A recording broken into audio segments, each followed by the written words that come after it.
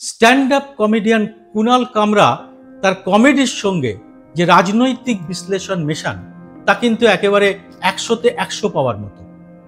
এর মধ্যেই আসমুদ্র হিমাচল জেনে গেছে একটি গানের প্যারোডি করে কমেডিয়ান কুনাল কামরা প্রবল আক্রমণের মুখে পড়েছেন। मेरी नजर से तुम देखो गद्दार नजर वो आए, थाने की रिक्शा, चेहरे पे दाढ़ी, आंखों पे चश्मा, हाय।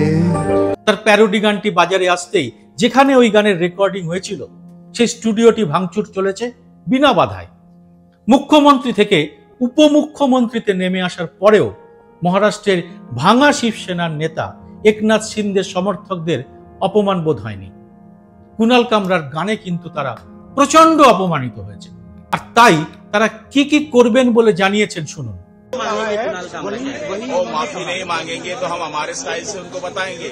माफी न मांगने की बात करना वो उनकी बात है, लेकिन इसका मतलब ये थोड़ी होता है कि उनको शिवसेना हमारे ऊपर टीका टिप्पणी कर रहे हैं, हमारे नेता के ऊपर टीका टिप्पणी कर रहे हैं। कुणाल कामरा, अब तुम महाराष्ट्र नहीं हिंदुस्तान में भी अभी घूम नहीं सकते। हमारे शिवसैनिक है ना, आपको आपकी जगह दिखाएंगे।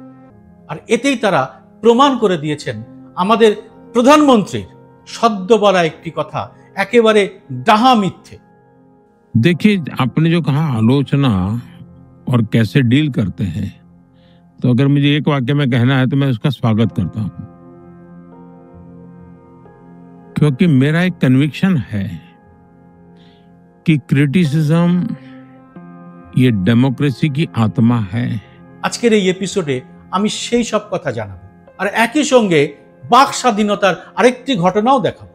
সেটা অভিনেতা সুশান্ত সিং রাজপুতের মৃত্যুর পরে তার বান্ধবী রিয়া চক্রবর্তীকে নিয়ে।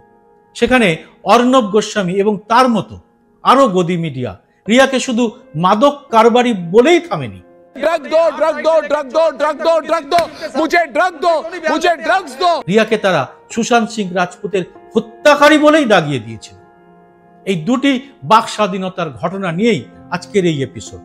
ছোট্ট এই ভিডিওটি দেখে ভালো লাগলে এটিকে লাইক দিতে ভুলবেন না, কারণ তাহলেই এটি আরো মানুষের কাছে পৌঁছে দেবে ইউটিউব।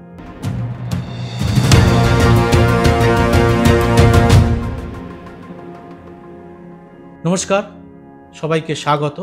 আমি সুব্রত বসু। কুনাল কামরার প্যারোডি গানের প্রথম লাইনটি ছিল, থানে পে রিক্সা, চেহারে পে দাড়ি, আঁখো মে চশমা, হায়।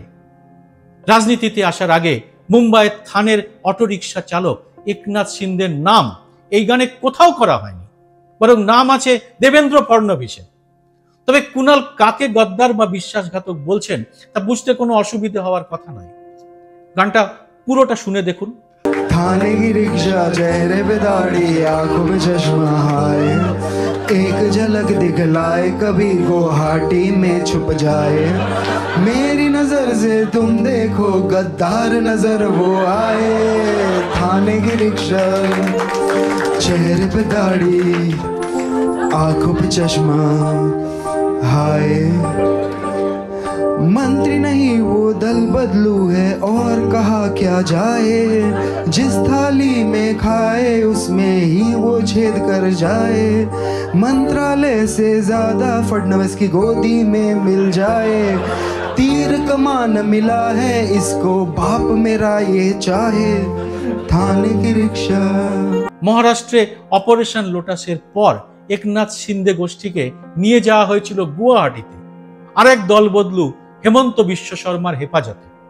এরপর একনাথ শিন্দের নেতৃত্বে শিবসেনা ভেঙে সরকার গঠন করা হয়। বিষয়টি যায় সুপ্রিম কোর্টে। সুপ্রিম কোর্টে বিষয়টা এমনভাবে এসেছিল যেন মনে হচ্ছিল যে কোনো মুহূর্তে মহারাষ্ট্রের এই নতুন সরকার খারিজ হয়ে যাবে।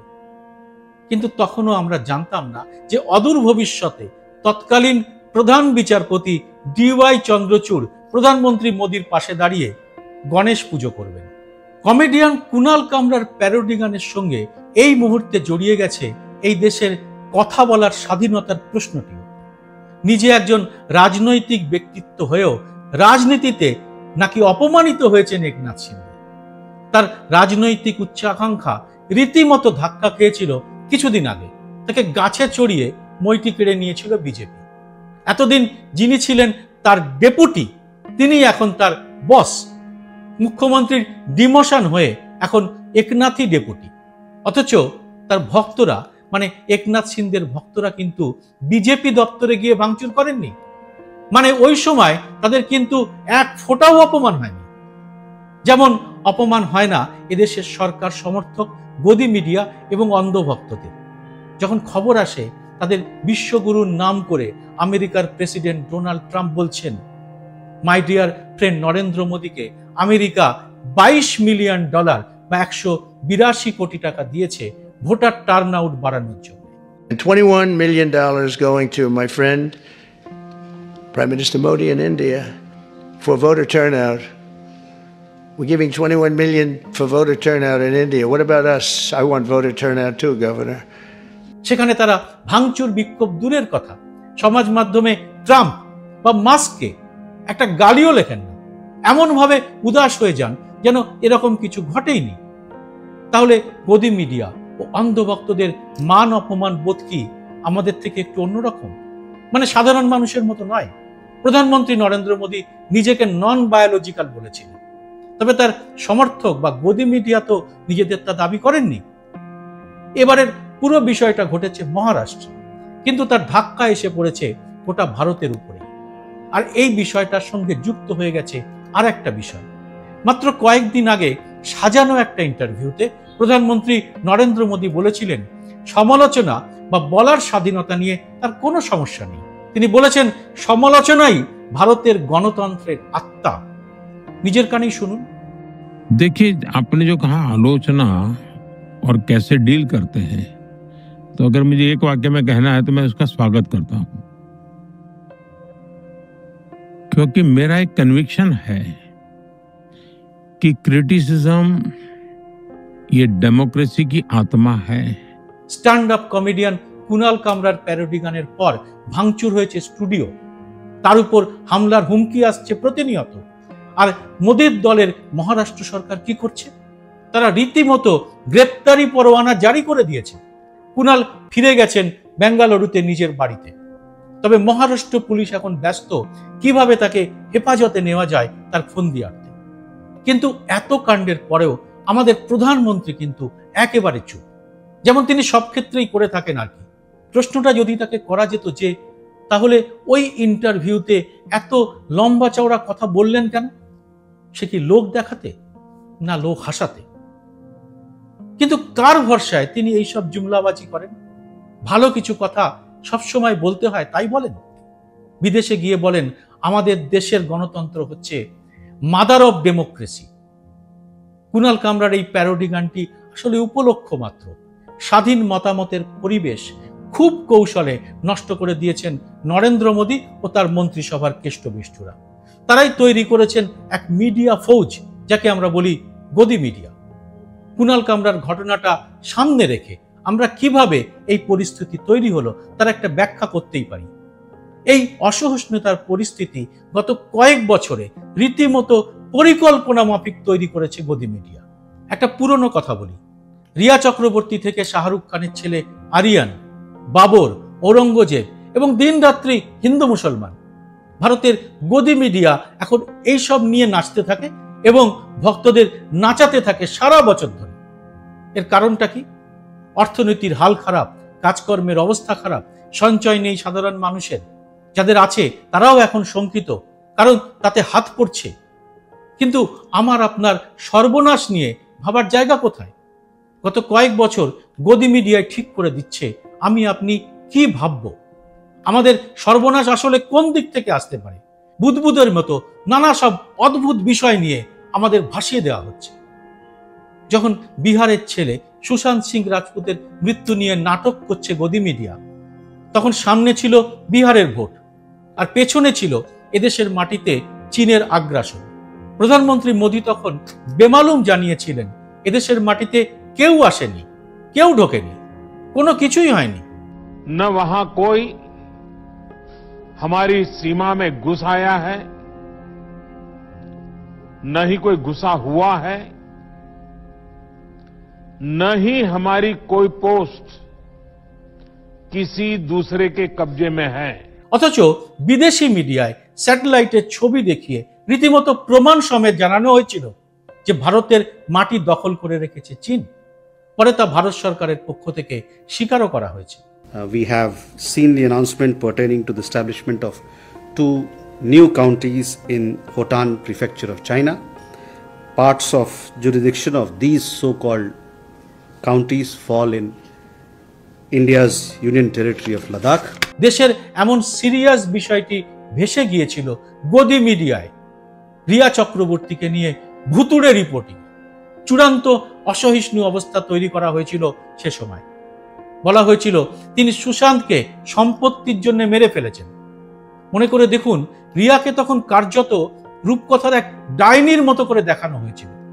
আর 4 বছর পরে এখন নরেন্দ্র মোদীর অধীনে থাকা সিবিআই জানাচ্ছে রিয়া চক্রবর্তীর কোনো দোষ পাওয়া যায়নি, মামলাটি বন্ধ।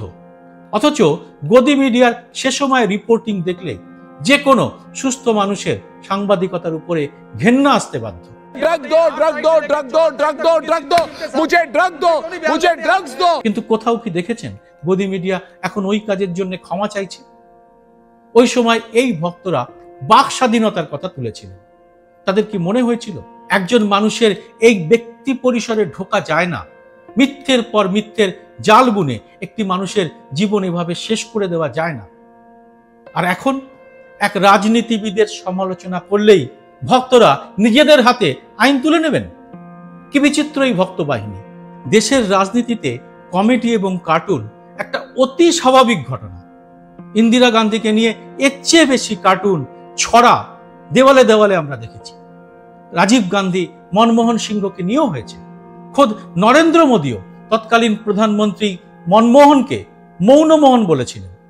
কোনো আপত্তি নেই, তার যা মনে হয়েছে বলেছেন, তাতে ক্ষেপে ভাঙচুর হুমকি দিতে হবে নাকি? এভাবে চলবে আমাদের মাদার অব ডেমোক্রেসি? মহারাষ্ট্রের রাজনীতিতে একনাথ শিন্দে এখন বালা সাহেব ঠাকরের রাজনৈতিক উত্তরাধিকারী বলে নিজেকে দাবি করেন। মজার ব্যাপার, প্রথম জীবনে বালা সাহেব ঠাকরে নিজেই ছিলেন কার্টুনিস্ট। অনেক রাজনৈতিক ব্যক্তিত্বকে নিয়ে তিনি কার্টুন করেছেন, আর এরা নাকি সেই দলের উত্তরাধিকারী, তার সমর্থক। তবে মহারাষ্ট্রের এই ঘটনাটিকে গোটা ভারতের প্রেক্ষাপটে নিয়ে চলে আসুন, অদ্ভুত মিল দেখতে পাবেন। গত 1-1.5 মাস আমেরিকান রাষ্ট্রপতি ডোনাল্ড ট্রাম্প রীতিমতো নাম করে করে ভারতের প্রধানমন্ত্রী নরেন্দ্র মোদীকে অপদস্থ করছিলেন। এদেশের নাম করে রীতিমতো অপমানজনক কথা বলেছেন। ভারতীয়দের কোমরে তড়ি, পায়ে বেড়ি পরিয়ে সেনা বিমানে চড়িয়ে ফেরত পাঠিয়েছেন। বেশ কিছু ভারতীয়কে পাঠিয়ে দিয়েছেন পার্শ্ববর্তী বিভিন্ন রাষ্ট্রে একেবারে কৃতদাসের মতো। অথচ একটুও অপমানিত বোধ করেননি প্রধানমন্ত্রী নরেন্দ্র মোদী এবং তার দল। এরকম সময় কি করে যেন রিয়া চক্রবর্তীর ক্লিন চিটের বিষয়টা সামনে চলে আসে। সুতরাং তাতে প্রলেপ দেওয়ার জন্য একটা ঘটনার দরকার পড়ে। আসমুদ্র হিমাচল আপাতত শিব সৈনিকদের এইসব বিচিত্র কাণ্ড কারখানা নিয়ে ব্যস্ত থাকবে। কিন্তু এবার আমাদের নিজেদের কাছেই নিজেদের একটা প্রশ্ন করতে হবে, এই দেশ থেকে কি রসিকতা শেষ হয়ে গেল, নাকি কমেডিয়ানের মুখ বন্ধ করে এখন সবাইকে গদি মিডিয়ার কমেডি দেখতে বাধ্য করবেন মোদী এবং তার জোট সঙ্গীরা? জবাব দেবেন আপনারা কমেন্ট বক্সে। ভিডিওটি ভালো লাগলে লাইক ও শেয়ার করতে ভুলবেন না। স্বাধীন সাংবাদিকতার পাশে থাকতে চ্যানেলটিকে সাবস্ক্রাইব করে নোটিফিকেশন বেলটি চালু করে রাখবেন। জয় হিন্দ, সত্যমেব জয়তে।